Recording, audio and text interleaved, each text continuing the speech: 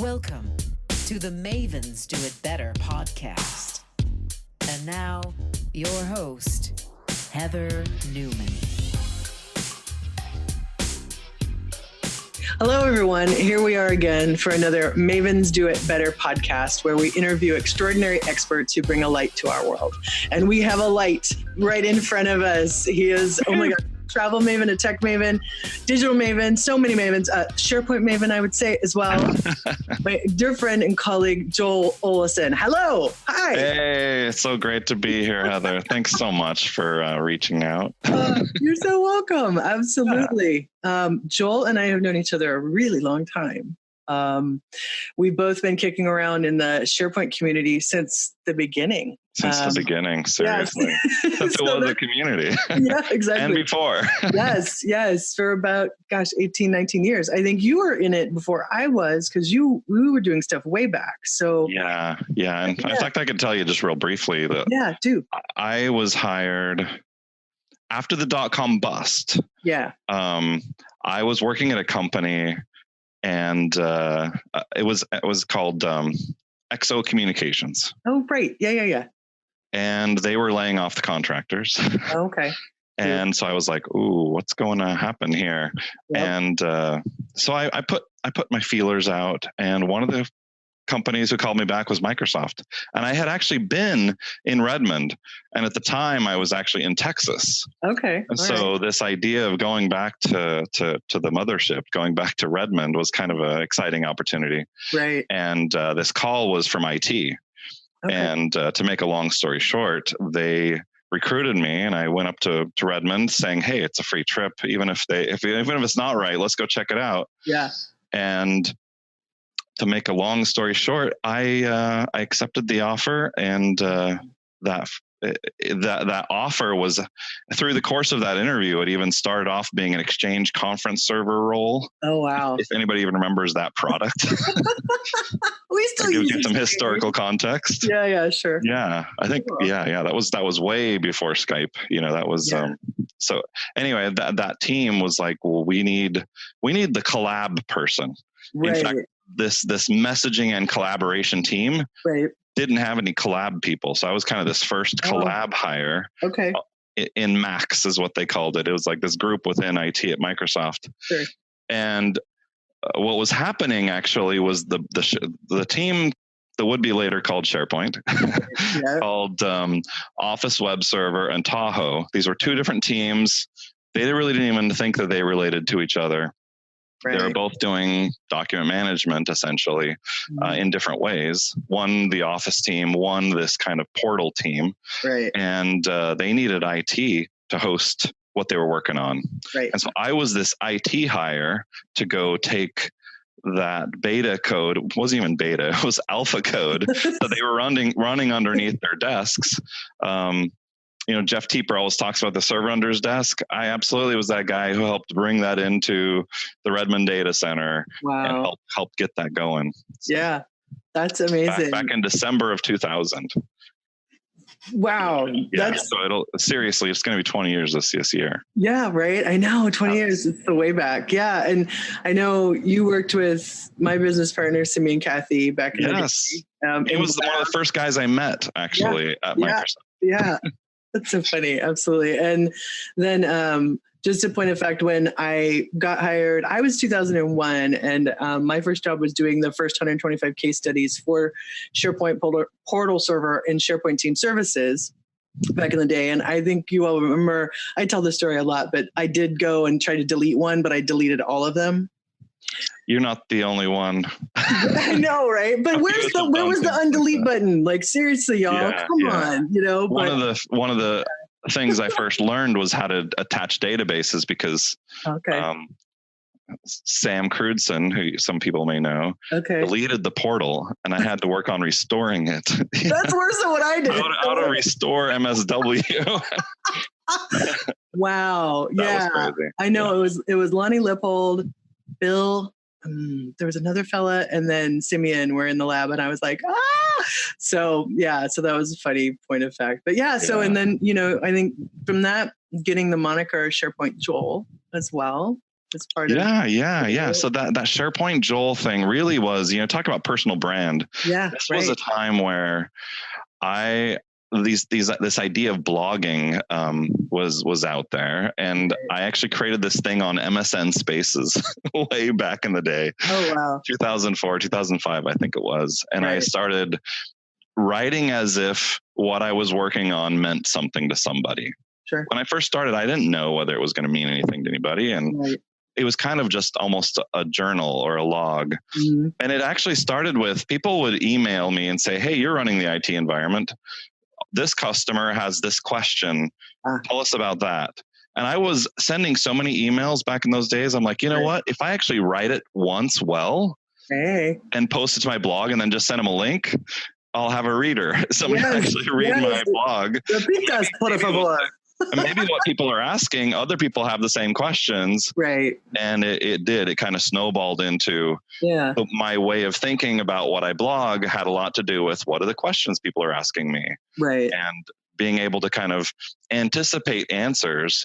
And it really worked too. Like I started getting people on the street, at conferences and stuff who would say, I've already checked your blog, because one of my things was, if you ask me a question, you need to make sure you've searched my blog and you haven't found the answer. Yeah. And, so that idea of sharing best practices and kind of connecting with the community was something I was really big in at the beginning, for sure. Yeah, and definitely laid the groundwork for so many other folks to do the same. So absolutely. I don't want to say, I was first or whatever, but I absolutely feel like this is something where as people show patterns and we adopt those patterns, we all grow as a result. Absolutely. Well, and the other people have different perspectives than you, or have specialties that are different than you, right? And they're like, wait a minute, he's doing it that way, maybe I should do it that way. And then we just build this community that's giant and amazing. Yes. Product. Some of my favorite blog posts or moments in blogging was taking a controversial position, getting it out there, and then getting the reverberation from the community as to whether people like it or don't like it. Sure. And I actually think that boldness of saying, hey guys, I don't think we should use custom site definitions.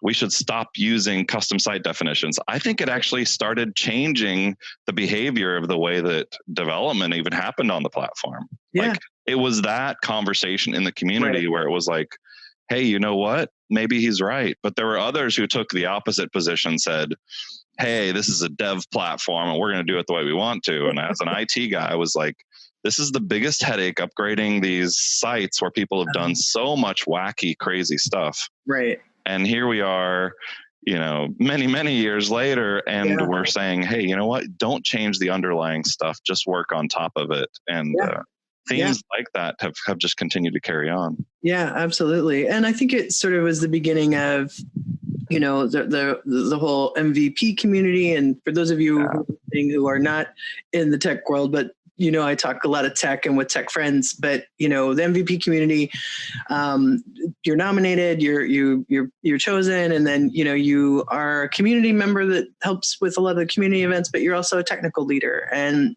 that is about also giving feedback to Microsoft. And so, like Joel's, So, and you're an RD as well as an MVP, right? That's right. Right. Regional director.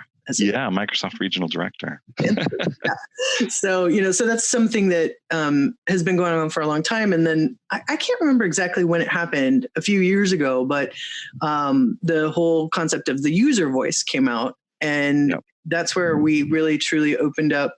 The Microsoft engineering teams open up.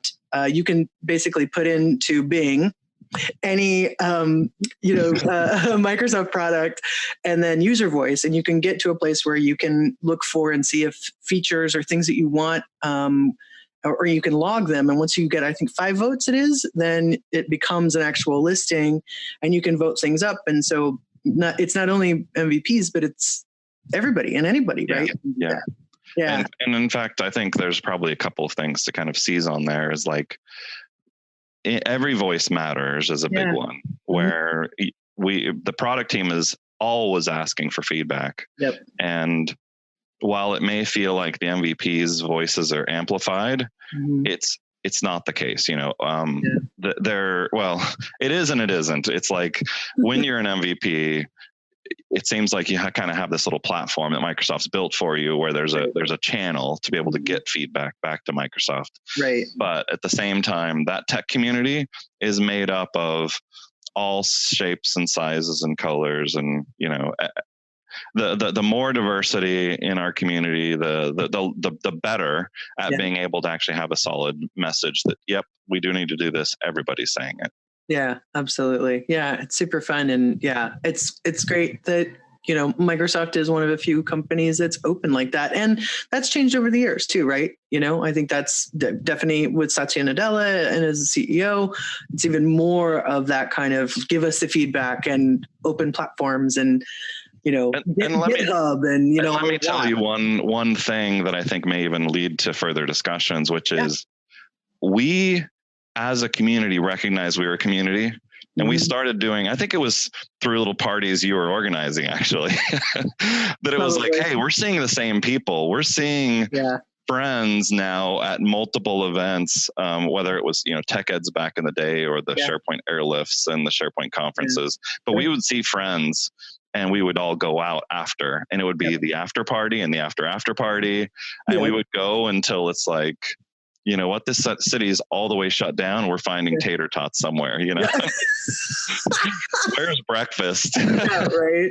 Clover Grill. And those connections we made, I loved being able to say, hey, people, where are you going next? Yeah. Let's go plan something so that when we meet up at that conference, let's go do something after. Yeah. Let's not just hang out at the bar. SharePoints are great, which really was a great forming community thing. But our ability to say, hey, we're going to London, but when we go to London, we're actually going to go visit some communities in Croatia. Yeah. And then when the ash cloud happened, here's a group of us that are all kind of struggling together, trying to figure our thing out. Yeah. And we're traveling and seeing just things that blow our mind, Here's a group of people that technology is changing their world. And so when we go and speak at these conferences, we're changing lives, we're influencing people, we're inspiring people to help raise up their own communities. And then we're essentially reaching our arms down and bringing them up at this global level where they're amongst the leaders of this great community. And I see it over and over and over again. It's so fantastic. Yeah, I know. I was talking to Michelle Gilbert earlier today and talking about user groups and, how important those are. And, those are once a month and many communities have those, and how it's so great to get new members. And also, your first speaking engagement, not everybody was a theater major, you know what I mean? and so, or feels comfortable. And so being able to, invite people and say, we want to hear your voice, your voice is important, and please get up and speak. And I think it's awesome. And when was your first speaking engagement? Do you remember the first time you got up and did a presentation?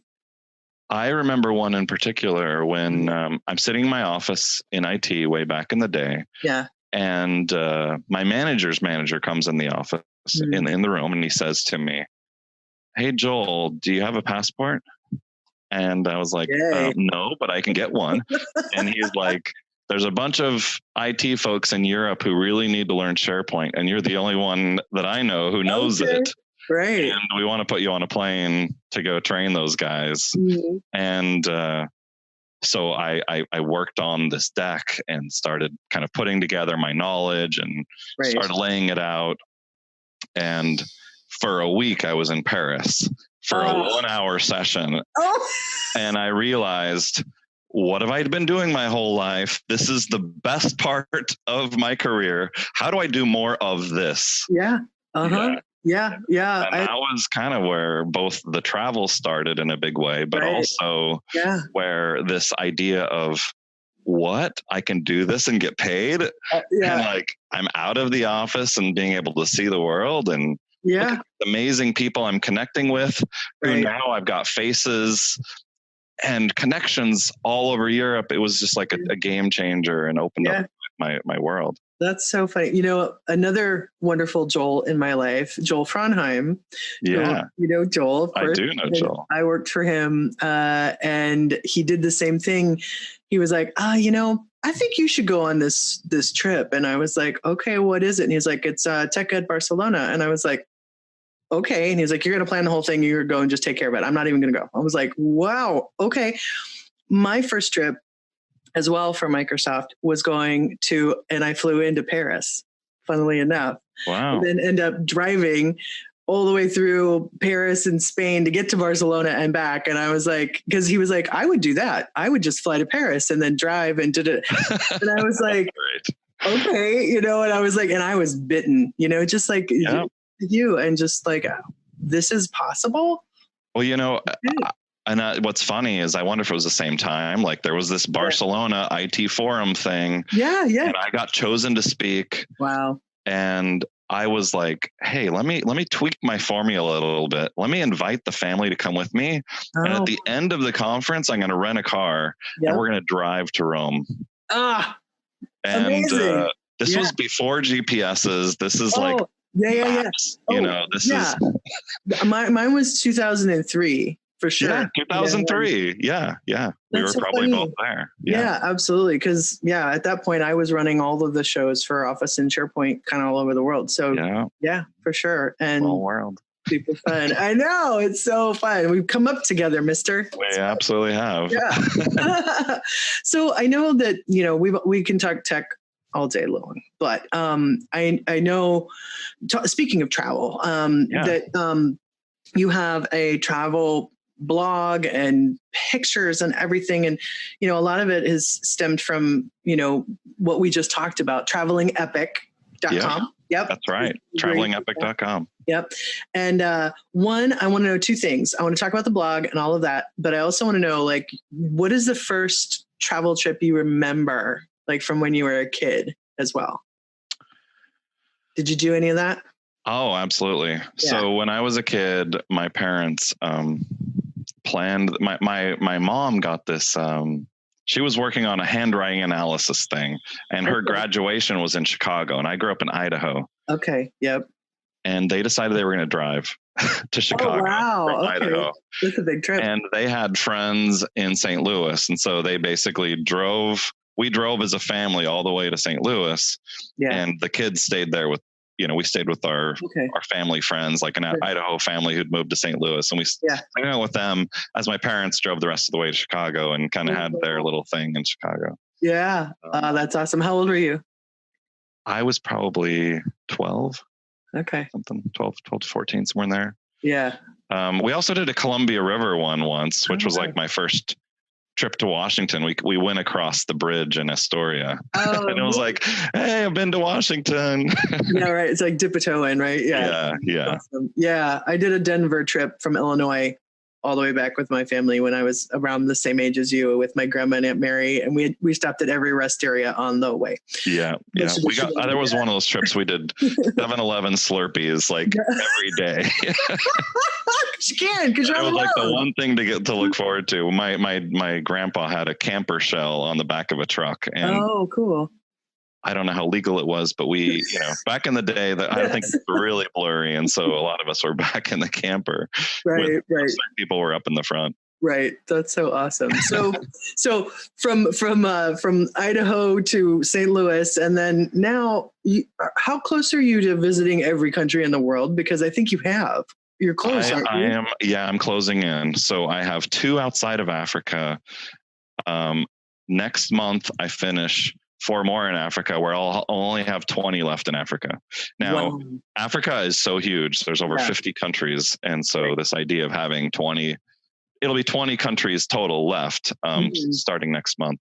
Wow. And essentially, my goal has been to do about 10 a month. Okay. 10 a year. Sorry, 10 a year. Whoa.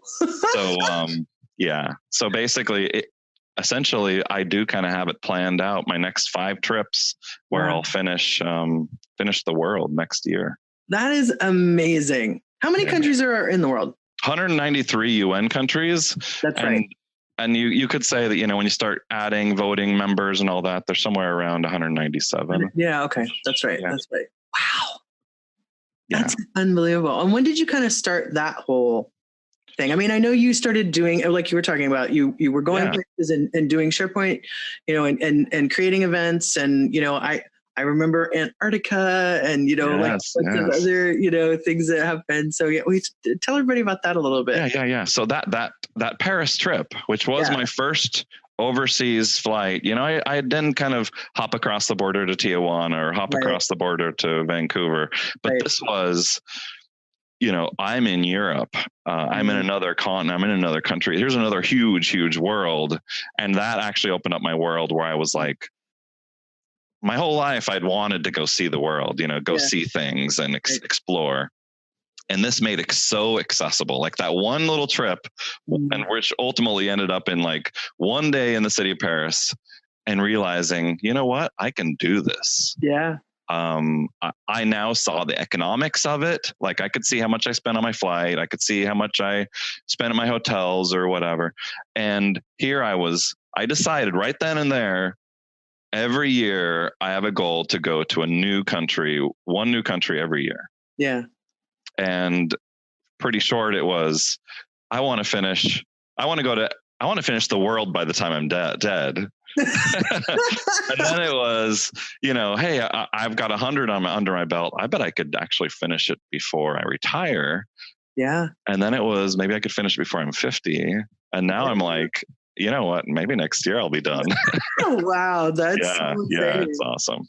And one of the things you do on Traveling Epic is that you're journaling, you're talking about it, you're taking pictures, you're giving sort of recommendations and sort of how you feel about being in places and stuff. How did the blog start? Yeah. So the blog itself is, when I travel, I see things and I want to capture them. Mm-hmm. And, when I first started traveling, I traveled with a friend who had a big SLR, and we would take turns using his camera. But ultimately, I was using my phone to just capture life, capturing cultures and people and things. And so I wanted to kind of tell that side of the story and kind of share some of those experiences. And so a lot of it was, let me take the best 4 or 5 pictures from that trip and tell a little bit of the story. And so it ends up being just kind of little clips of, it's, I just want to share and inspire.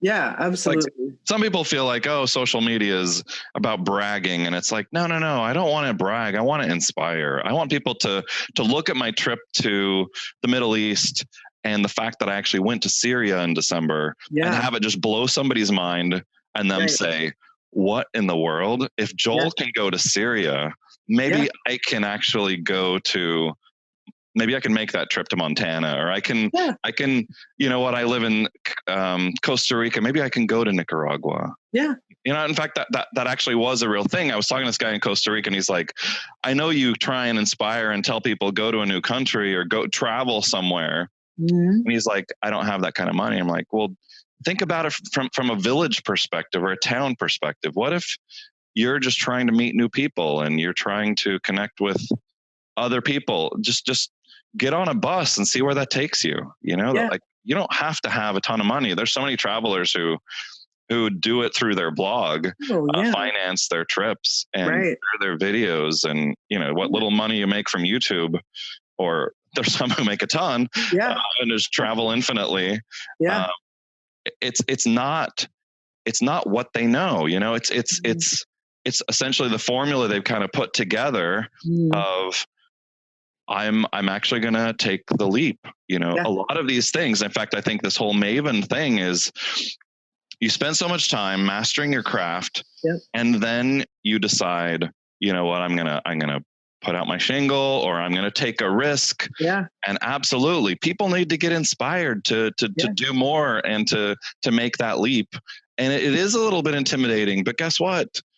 The payoff is so huge and so rewarding, and you can't even look back. It's like, wow, how did I get here? Like, if those kinds of things where you say, talk to myself 20 years ago and say, hey, Joel, do you think that you'll travel to every country in the world? And I'd laugh. I'd say that how amazing would that be?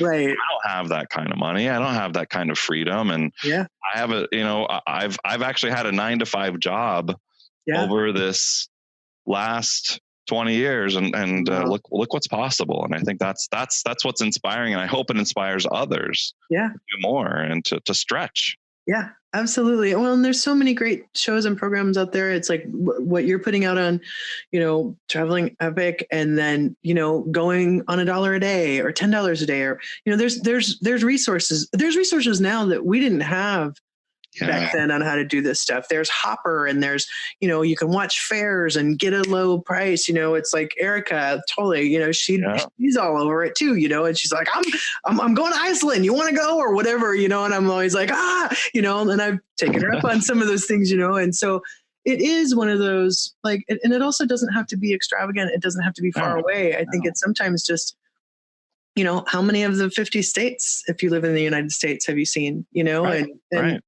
all of that. So it's just about, I think, also getting outside your comfort zone, and I met a guy who's doing every single national park, and he's like on his last one, like one or two in every state he's doing. Yeah. The top national parks or something. Yeah. No, that's so cool. And I really, I've loved watching your journey and been on some of it with you too, because we speak and be at a lot of similar places. And I think there's, I don't know, traveling gives you more empathy towards the world, and we should be understanding other cultures. And there's a quote that I love from Marianne Williamson about, it's not our job to shrink. It's our job to be a bright light, because if you aren't being that light, you're not inspiring other people. And why would you put yourself down? You know what I mean? Or not do something. And so I think, people see travel as glamorous, and I get that too, because I travel all the time and I speak. And so people are like, oh, this glamorous. And it was like, it is wonderful, but, humping a suitcase and some of the stuff isn't so glamorous sometimes, but there's a little bit of muscling through it. In fact, my next trip I'm working on right now, I'm traveling into Conakry, Guinea. Okay. And we're going to essentially, and I'm meeting up with a local guy who's a technology personality there in Western Africa. He's traveling from Freetown, Sierra Leone to meet up with me. Wow. Okay. And we're going to basically take local transport across Sierra Leone to Liberia. Wow. And we're actually going to be doing a technology event in Freetown. And then we're going to fly to Ivory Coast. Oh my goodness. Yeah. So I'm getting in 4 new countries, but what's funny is it started with somebody saying, hey, when's your next trip? And I'm like, I'm probably going to go to West Africa next. And he's like when? I'm like, I don't know. Well, let me look at my calendar, see when the next opening is. I do like to always be planning something. Yeah. It just is, for me, it just gets me super excited. And like people will say, where are you going next? Where are you going next? And, or where were you last? Tell me those stories. And, absolutely. Yeah. Oh, that's super fun. And I love that you're cataloging it. I think I remember my grandfather really never left Bay City, Michigan. But he was an avid watcher of like Mutual of Omaha's Wild Kingdom and some other things. And we had a Viewmaster. You remember the Viewmasters where you'd stick and you'd like flip through, and there was one of the national parks. And he always said to me, he's like, I know you're going to go all these places.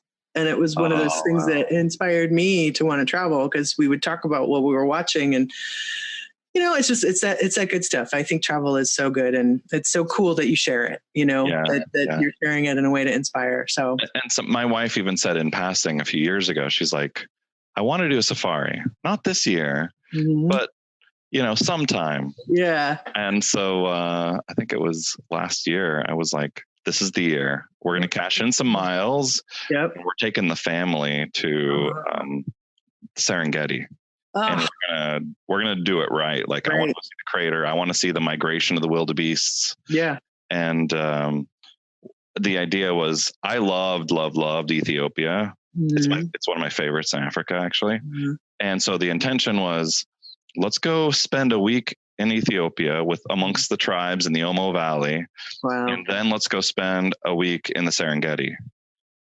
And I just there were moments there on that trip where my 10-year-old was amongst, we were at this little market, and you got a crowd of probably 200-300 people, and they've never seen a white person before. Sure. And they were all crowded around me and my son and my group, my family, and they it was almost like we were aliens. They came up and they would touch our hands, right? And they wanted to touch the hair and kind of just petting it really softly and just kind of pinching the skin just lightly. And it was this moment where it was like, I couldn't pay for a moment like this for my son to be able to learn what it means in terms of differences in people, right? But also in the discovery of just understanding the depth of where we've come from, where we were, being able to see people who live in these straw huts that they built up, and they have their spears and their bows and arrows, and and these guys had like modified like the BBs under the skin, and the lip puck for the women, and like these boar tusk things that hang down from their hair. Yeah. And it was like this whole experience of seeing that plus the animals, and you see the jumping Maasai, and that whole trip was just like so just mind opening from a perspective of being able to understand early man to kind of where we're going and what actually really matters in life. There were so many layers to this. It was really, really fascinating to be able to just kind of see life through these people's eyes. They're not worried about what they're going to do for work today. They're like, hey, what's on the menu? Yeah, right. We got to go hunting. And how are we going to get it? Yeah, absolutely. They're operating day to day. Yeah. I've had the privilege of being able to kind of bring school supplies when I go to Africa. Right. And it actually started with, there was once I had a big box of pencils, because I was like, even when I run out of notebooks and things like this, I can hand out pencils. Well, I hand out a pencil to each kid, and before long, there's kids fighting over pencils. Right. Sure. And one kid has 4 pencils and some kids have none. Right. And it's like, okay. Oh man, Yeah. Life shakes out like it always does a little bit. Yeah, absolutely. There's so much we can learn, I think, from experiences like that. Yeah, absolutely. That's so cool. Thank you for sharing that with everybody. And it's so nice to take your family and do those things too. You know what I mean? I know you do a lot of solo trips and trips with friends, but it's everybody, in your life who gets to experience it in different ways. It's super cool. I love it. So you also, as well, you have many things going on, but you also, Joel, let's talk about Joel 365. Yeah. So Joel 365 is an effort that I started. Let me take you way back. Like this was probably 10 years ago, where back when I was blogging, right. I hadn't even monetized it yet. I was still just kind of blogging just for myself. It helped me scale. And I think a lot of people don't understand that. How could that really help you scale? Well, it was answering questions, and it was also really helping me build my personal brand without realizing that's what it was doing. Yeah. And there were vendors who started saying, wow, we love Joel's channel. We love what Joel's doing with his blog. If Joel can actually post about, our upcoming webinar, that would be fantastic. And then it was, wouldn't it be great if Joel could join us on this webinar? Right. And in the beginning, it seemed like everybody just does stuff for free. And so I was like, how can I turn this into a model where it's a win-win situation for everyone? Right. So I came up with this idea of, the first time even, it was Caligo had approached me and said, hey, we want you to, I was doing this favor of kind of just posting an announcement whenever they were doing their webinars. Right. And then I was the host, and Christmas was coming up, and I said, hey, what if in return for me doing this webinar, you sent me the new Guitar Hero? It's like this is, way back. Yeah. And, and they were like, sure, we'll do that. So for Christmas under the tree, the big present was Guitar Hero. And I was the hero because, and it ended up inspiring my son to get into guitar. And, it was kind of cool how that all worked out. But that idea of, it's a win for the community because they're getting more education. So I'm basically sharing with them, and then it gives the vendor an opportunity to tiny little commercial at the end where they can just say, and by the way, if you liked that and you understand some of these gaps, here's how we're addressing that gap. Sure. And I think a lot of people in the community now understand this idea of these sponsored webinars where we basically educate. You don't have to always go to SharePoint Saturday. There's people who are in places where they can't physically go to an event, and webinars mean that much more to them. To be able to just get educated on some topic. And so basically Joel 365 started out being one where it was like, hey, when people request for me to join them on something, and then now it's evolved into, I love infographics. So I'm going to take some concept of whatever their audience needs. I'll build it into an infographic. Right. We'll put their little logo in the corner, my logo in the other corner, and here's education for the community. And I'll post that in a blog post and across my social channels to let people know about the upcoming webinar. And that becomes collateral that then lives on and gets, hundreds of thousands of views over time. And still benefits the community who are like, man, a picture's 1,000 words. If there was just a really good infographic on permissions or on admin or on logic apps or on models or, everybody's whiteboarding things. Every time somebody goes to the whiteboard, that's a potential infographic. That's kind of the way I look at it. I agree. And as well, every single slide deck, there should be at least one slide in a PowerPoint that could be turned into an infographic that would be great to share across social media. And it's a great way as well to put your logo on there, put your personal brand on there and share it. Yeah. And it becomes my language. It becomes content that people just love to consume. And it's great for everybody. It benefits everyone. It's a win-win-win. I agree. And I think a couple of things to unpack there. I love that term, unpack. It's so of the now. But there's building your personal brand.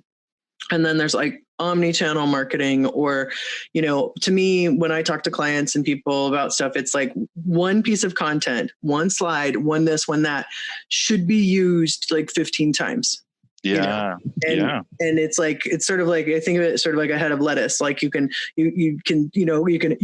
peel off a lettuce and put lettuce, chicken cup, a lettuce wrap, or you can slice it up and make it into this kind of salad. But you're always, if you're not using a piece of content in a bunch of different ways, then you're just wasting money, I think, Absolutely. Because everybody consumes differently. Some people are Twitter people, some people are Instagram, some people are TikTok, some people like to read blogs, some people love video content. So if you're not taking that one and going with it, then and to me, that's the best sort of content, digital, omni-channel marketing you can do. Also, what I like about what you said is that, at the end of the day, like personal brand and your reputation and all of those things lead to value, right? Yes. And there is a monetary equivalent to value. Yeah. And it's okay to ask for it. You know what I mean? Yeah. And there's a lot of things that we all in the community and everywhere people do for free. People volunteer, people give their time, people do all kinds of things, right? But we all also need to pay rent and put food on the table. I've got a couple kids in college. Yeah, right. How are we gonna make that work if we give everything away? Yeah, absolutely. So I think that to me, what you've done with this and the monetization of it, I think is awesome. And I think it's also inspirational to other people to say, hey, you know what? Value yourself, value the beautiful brain you have, value what you have to say in the world. And it's okay to ask to be paid for that, Yeah. And if you don't ask, then you'll never know when people just keep taking things for free from you.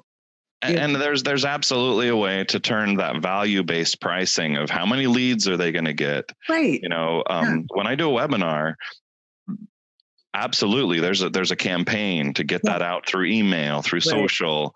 And then when I actually get to the webinar and I look and I see, oh, wow, there's 500 people who are online or 400 people online. Right. I do so much better because I get inspired by this, what I've invested in my time to deliver this. It's going to be used. People are going to consume this. Right. People are, one of the most popular questions that asked on every single webinar is, how do I get the deck?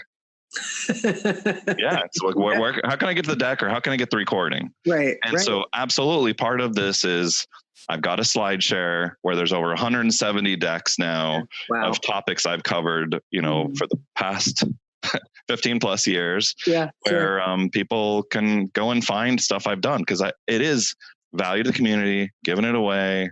There's, it's good stuff. And but often you'll find a little logo at the bottom. Some vendor benefited as well. And people will choose whether they're going to pick up the phone when they call. In fact, one of the things I've incorporated is these polls, because I want to, the poll question is going to be, hey, do you have specific needs here? Are there services you need, or does this product resonate with what your needs are? Because then you're self-selecting even. That way the people who are like, you know what, I was on here just to get an answer to this question or whatever. You can opt out essentially as well, saying, you know what, this actually didn't apply because I only need this other thing. Absolutely. And that's the beauty of, spam laws and being good about that kind of stuff, which I know you are, and I am too, and encourage that with everyone. But no, that's exciting. It's so fun. And it's, you have a lot going on, but to me, I understand it, because I have a lot going on, but you know what I mean? But it's technology informs the traveling, and traveling informs the technology, and the sharing of content with technology and travel and all that stuff. It makes sense that you've got these different platforms that sort of blend and ebb and flow together. And it's like, let's say I am going to an event in Chicago. Right. Or I had work in Chicago. There's two ways to take that. You could say, I'm going to go to my hotel room and crash because I'm not working. Right. And then they go back to and then they fly home. What kind of life is that? That's not a fun, exciting, interesting kind of life. And there's many road warriors that's the way they do life, is they focus on, okay, I guess I'm going to be sleeping in the hotel room. That's you talk to somebody, hey, what did you do this week? Oh, I went to Chicago. Oh, that's cool. Did you see anything? No, I worked. It's like, well, just because you worked doesn't mean you couldn't go see the Bean. Chicago. Or you couldn't go see a speakeasy or two just to see there's so many cool jazz clubs. Like, hey, guess what? You're part of a community. What if you reached out to people in the community who are in Chicago, which I'm a big fan of.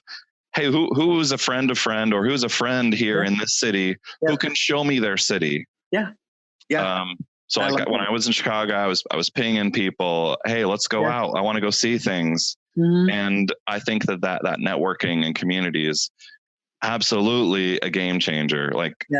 In fact, I'll take you way back. One of my first trips after I left Microsoft, and I did spend probably 10 years of my life through various, FTE plus contract and so on.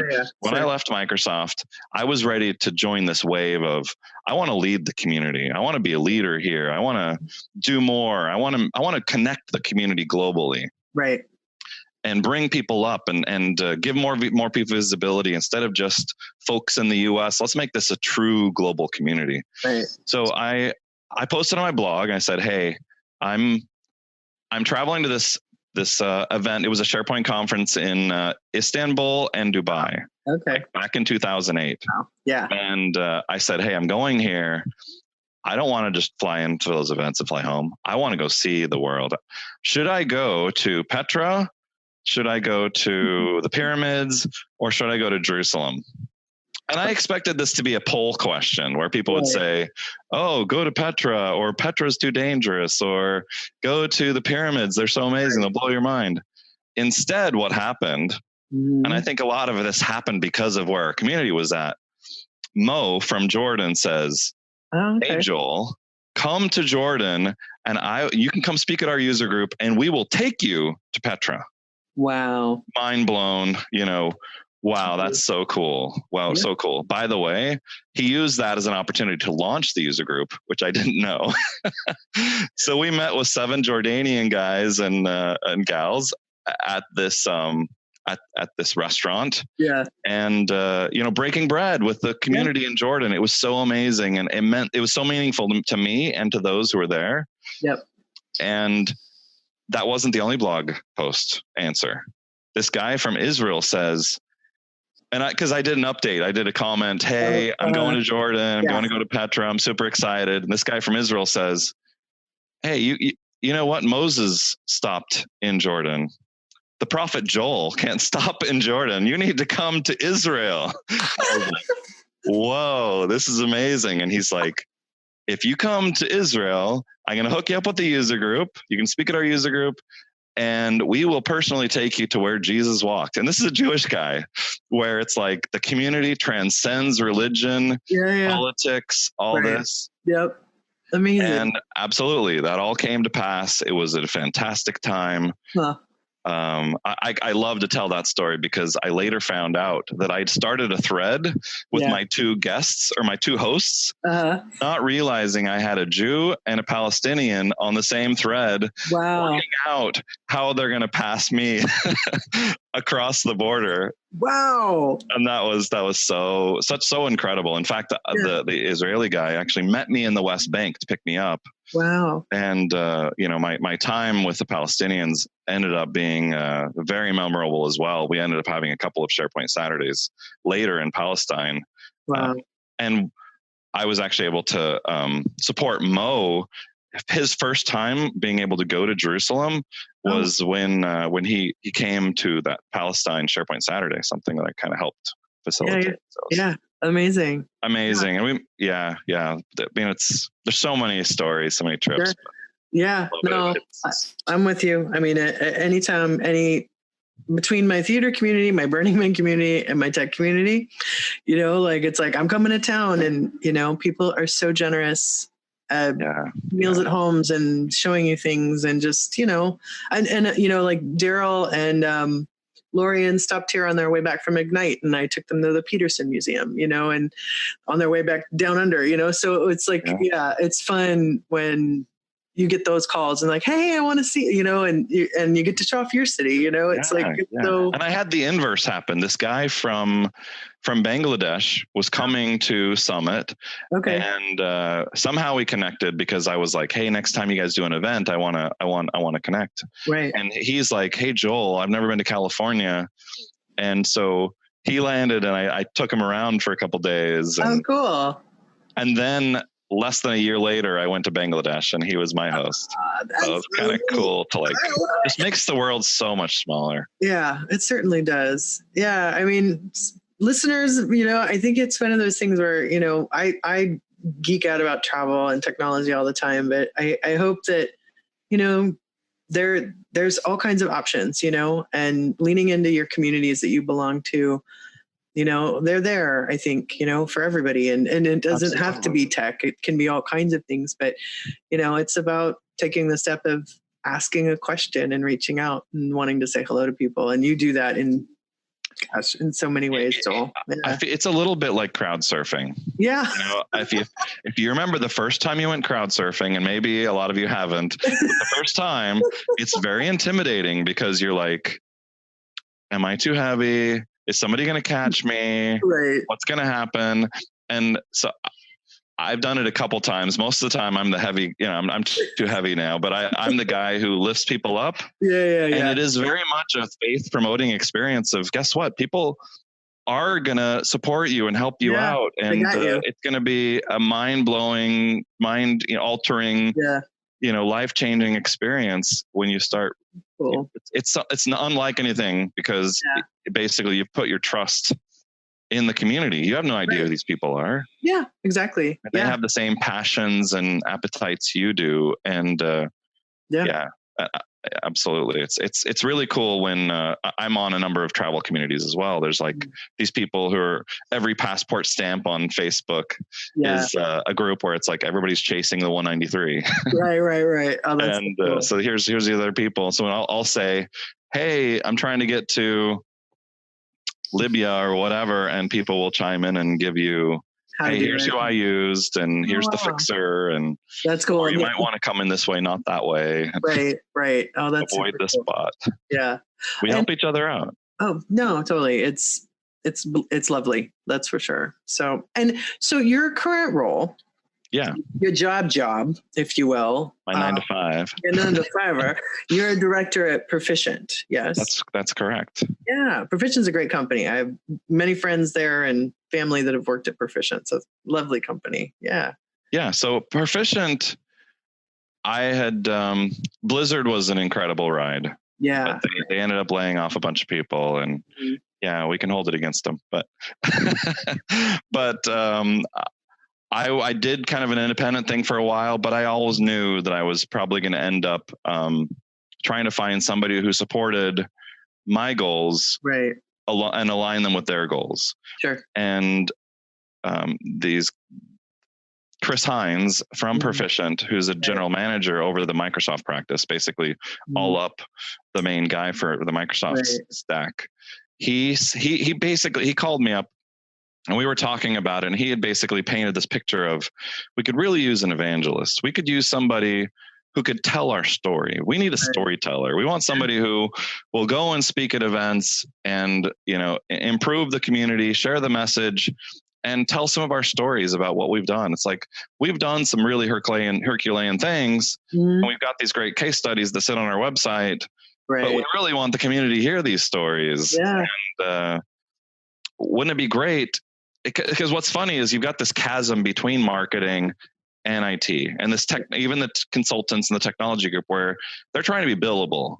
Every hour of the day they're trying to hit their number, and whether that's 70 or 80% or whatever, they're trying to hit their number. And obviously, the higher the number, better the bonus or whatever. Then you got the marketing folks over here who are trying to share the message, and they've got their budget, and they're sponsoring the baseball game, or they're doing some, hey, well, let's do our content calendar and let's do so many webinars. And they reach out, and the consultants are like, well, I'm not reimbursed to do that. I mean, there's not a lot of incentive for me to go do that. Right.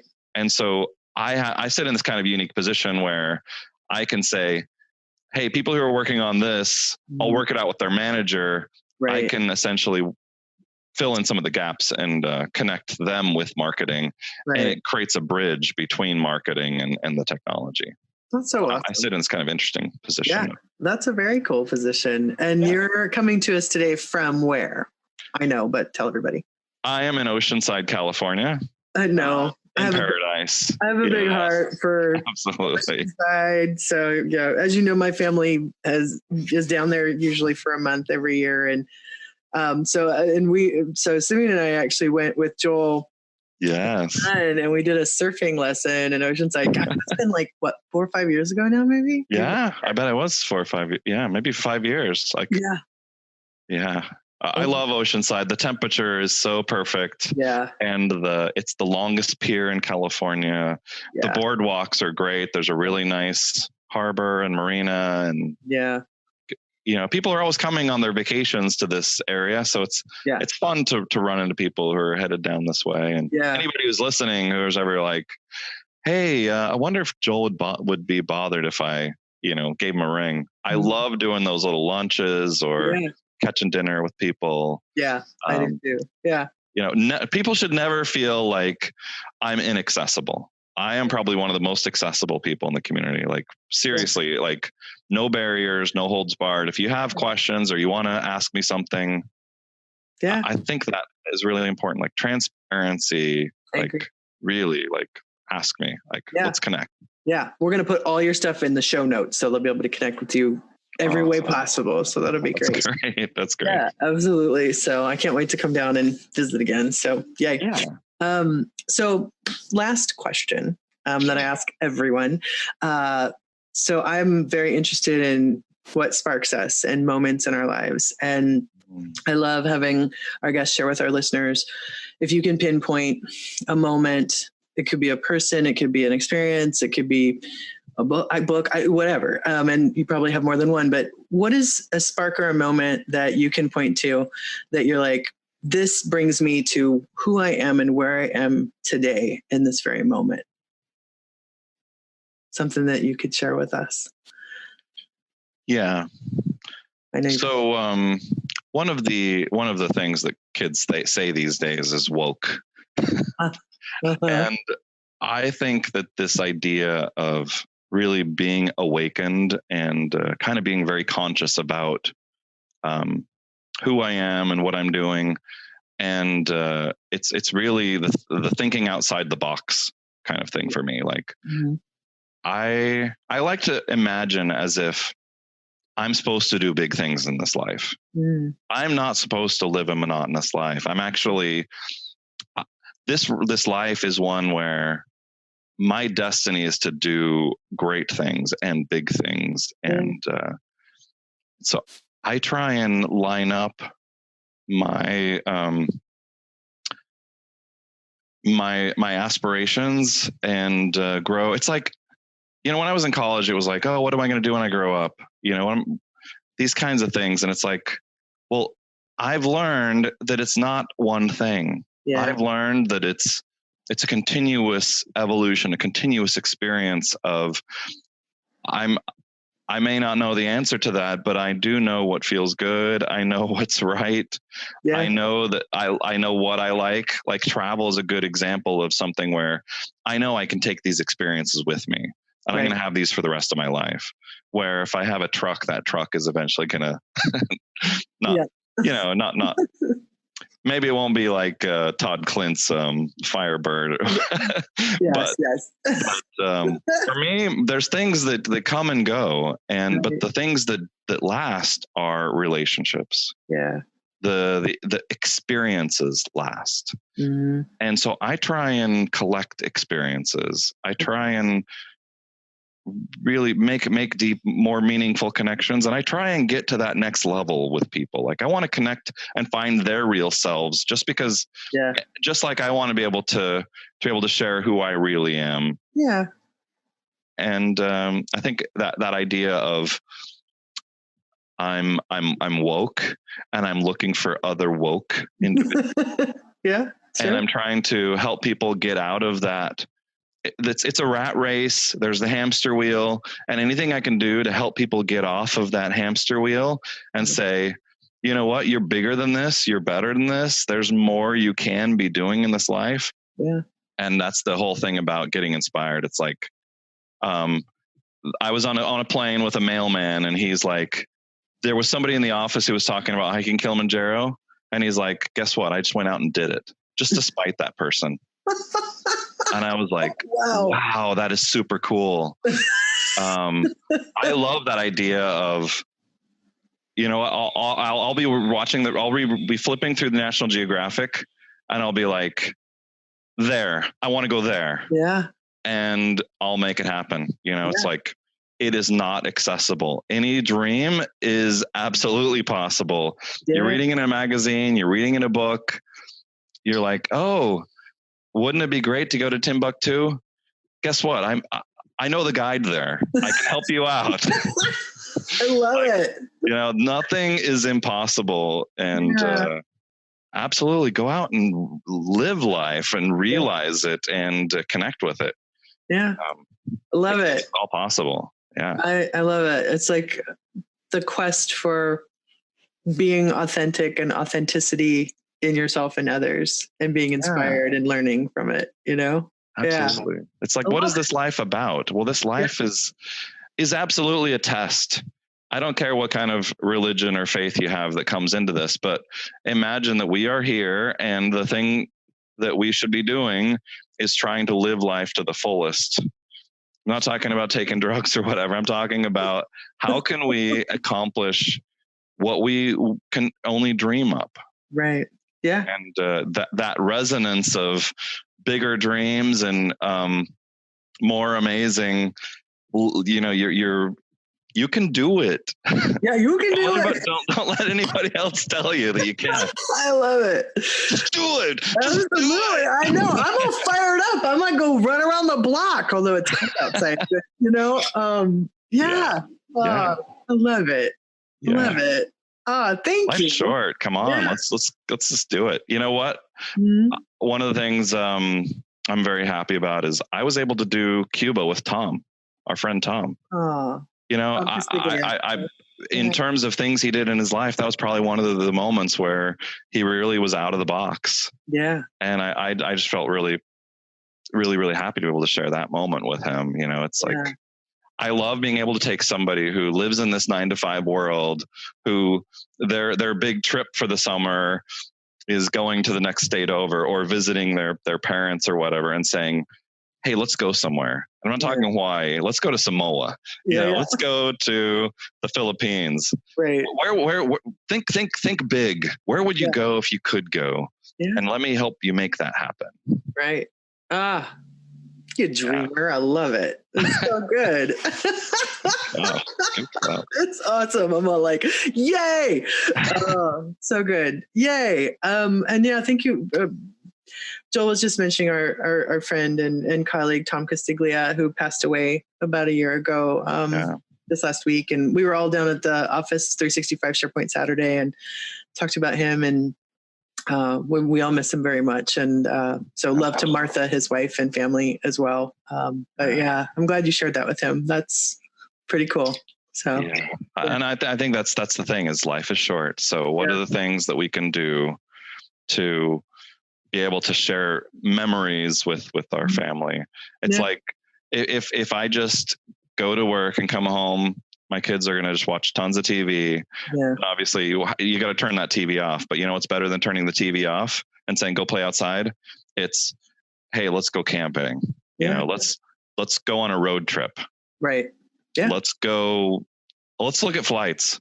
Guess where you can fly $400. Yeah. You can fly. In fact, this is a real one. I was just looking this week. Okay. You can fly all the way, one way, but you can fly all the way to Bali it was $266 this week. Wow.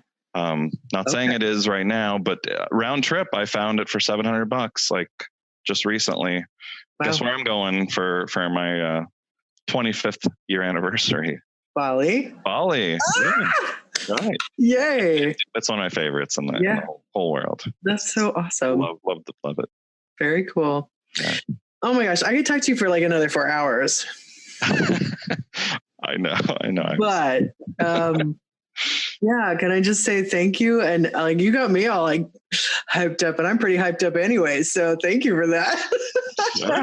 Sure. Definitely. No, thank you for sharing all of that, and travel and personal brand and the technology, and you know what you're doing with Joel 365 and traveling epic. It's all very epic, my friend. So thank you. Fantastic. Thank you so much. It's great to be on here and talk to your listeners and your viewers. Yeah. I think this is actually another good example of things that I like doing, is things that can amplify my message and my story. Sure. It's like, don't be afraid to tell your story. You know, I think there's people out there, the haters, who will say, you're just bragging, or, hey, you're so into yourself. Right. You have to just like push through that stuff, because it's garbage and it's not helpful. So much of our story needs to be told. There's absolutely this kind of self-fulfilling prophecy. If we see ourselves as someone that people need, that our message will inspire and enlighten them and bring them up. Yeah. It absolutely can do that and will do that. Absolutely. And the more we tell it, the better our message will be and get more honed. And the more we practice, the more we say it out loud. Absolutely. Find your voice, own your voice, you know? Yes. Yeah, absolutely. I love it. Well, find your passion and go live it, man. Yeah, exactly. Yeah, that burning desire, right? So absolutely. That's so fun. Got to get that kindling going and build the fire, find the other people who have that same fire, and just going to build that bonfire and go do something. Yeah. Find a friend who will go do it with you, you know? Absolutely. Love it. Yeah. You're the best. It's so always so you. I know you are. It's so good. I thank you for being in my life. It's great. So, and thank you. I appreciate you. Oh, yay. Yeah. So, super awesome. All right, Joel. Thank you. You're amazing. Thanks. I really appreciate it. Okay.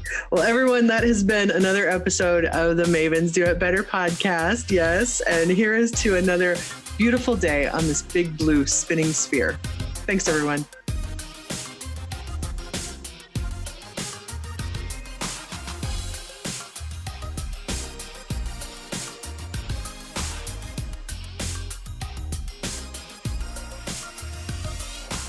The original music on this podcast was created by Jesse Case.